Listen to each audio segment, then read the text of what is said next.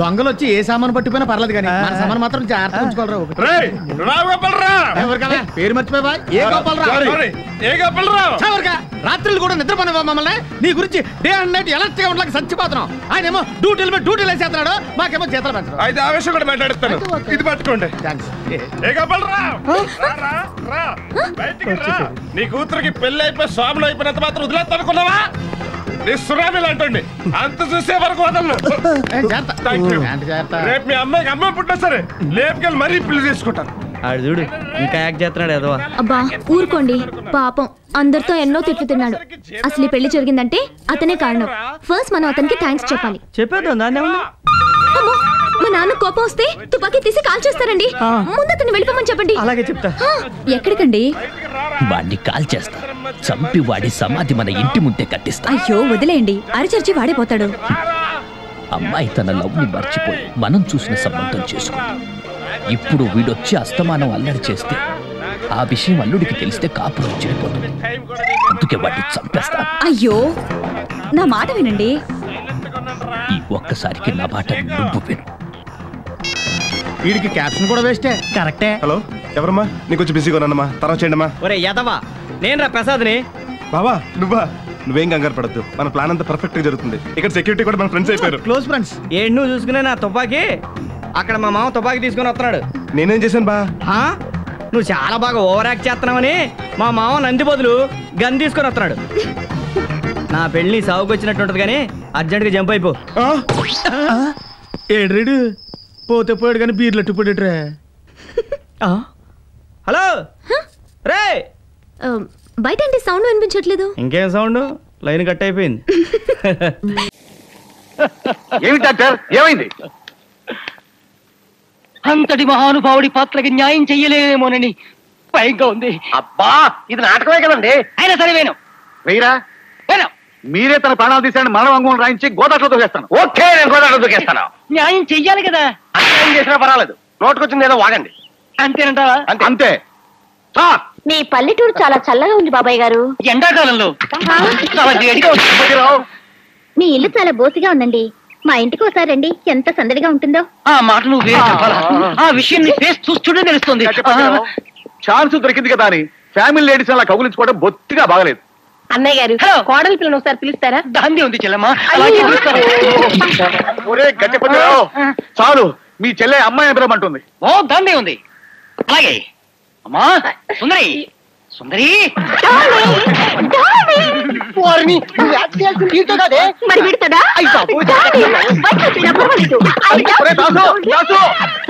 ఏమైనా చేస్తావా?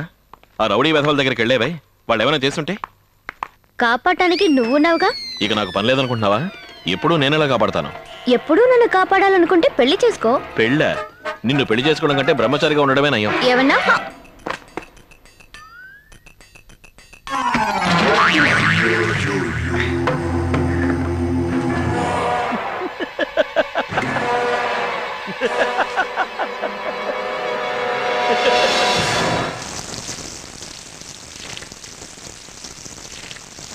పిండి పడింది కనుక కడుక్కుంటున్నావు, పరువు పోతే ఏం చేసేదానివో? పెళ్లి చేసుకోమంటే ఉపన్యాసిస్తున్నావా? ఊరికే గొడవ చేయకుండా ఆ వీపీ రౌండ్ చేసుకో. ఎవరు? కరెంట్ స్తంభం మీద షాక్ కొట్టిన కాకిలా మాడు ముందు తిరుగుతాడే అతనా? అతనే.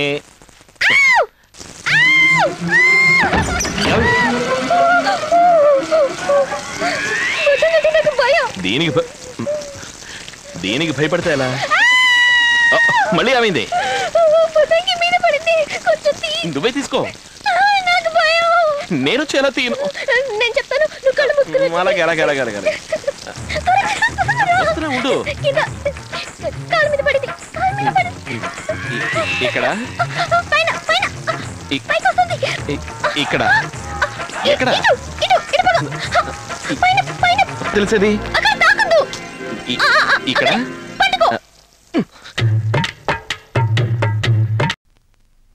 హలో, షీఈ్ మై సిస్టర్ కీర్తన. చిన్నప్పటి నుంచి అమెరికాలోనే పెరిగింది. ఇండియా మీద ఉన్న ప్రేమతో my India mother India policy మీద ఇక్కడికి వచ్చి మా కాలేజీలో చదవాలనుకుంది. చదువుతుంది, పాస్ అవుతుంది, గోల్డ్ మెడల్ సంపాదిస్తుంది. ఆ కాన్ఫిడెన్స్ నాకుంది. Any doubt? చాలా డౌట్లు ఉన్నాయండి. పొద్దున్నే అమ్మగారిని తీసుకుని కూరగాయల మార్కెట్ కి వెళ్ళాను కదండి, ఆవిడ గారు లోపల పంపించి నేను అటు వెళ్ళి ఇటు వచ్చానండి. ఆవిడ గారు మాయం. ఎక్కడికి వెళ్ళారో డౌట్ అండి.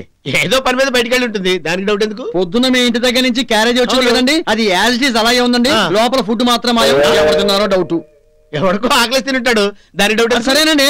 ఆ ఫైనల్ ఇయర్ స్టూడెంట్స్ మీ గురించి ఏమన్నారో తెలుసా? ఏమన్నారు అన్నారండి. దానికి నువ్వేమన్నావు అన్నానండి.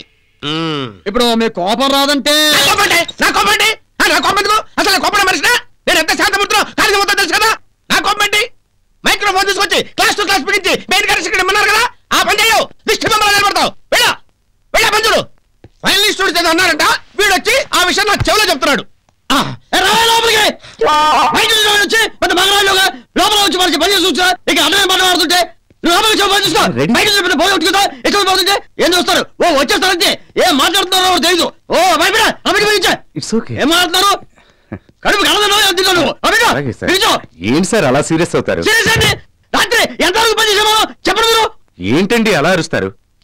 రాత్రి ఎంతవరకు పనిచేసాం? రాత్రి 3 గంటల వరకు పనిచేసాం. పని ఎంత వరకు వచ్చింది? మొత్తం అయిపోయింది. మెయిన్ కనెక్షన్ అక్కడేస్తే సరే. అక్కడ చెప్పండి. మాకు వినపడిందిలే, అంత కోపంగా చెప్పక్కర్లా.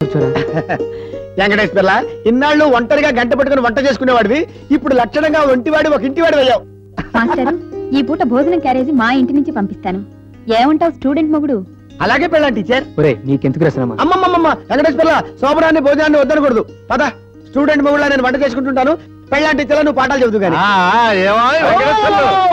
సింగల్పూరి శర్మ గారు, తమరు దయచేశారేంటండి? శుభకార్యం జరుగుతున్న ఇంట్లో తమరు పాదం పెట్టకూడదు. శుభకార్యం జరిగే ఇంట్లో కాసేపు కూర్చుంటే మంచిదట. తమరు కూర్చుంటే వాళ్ళకి మంచిది కాదంట. అది చూసుకోండి మరి. వెంకటేశ్వర్లు, నువ్వు నాటకాలు ఆడేవాడివా? ఎప్పుడు కట్టం తీస్తావో, ఎప్పుడు ఏ పాత్రను ఎంటర్ చేస్తావు? Good morning sir. Congratulations. Best wishes sir. Venkateswarlu, ఏమి డ్రైవింగ్ చేస్తున్నావా? Life driving.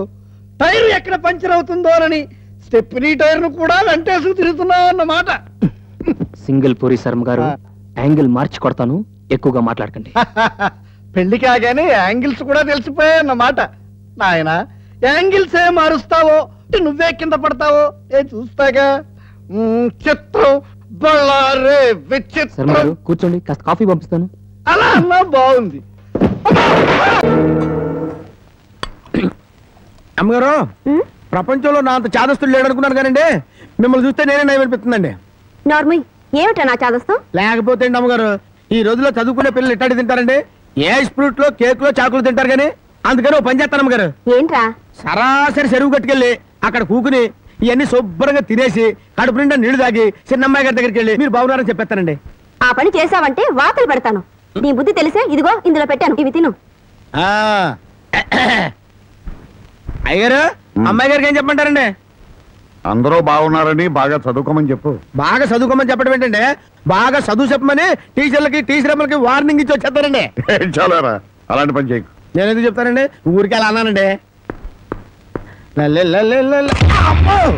అమ్మా, ఒళ్ళు పెరిగింది కానీ బుద్ధి పెరగలేదురా నీకు. పర్వతం గుద్దినట్టు గుద్దావు. అమ్మా.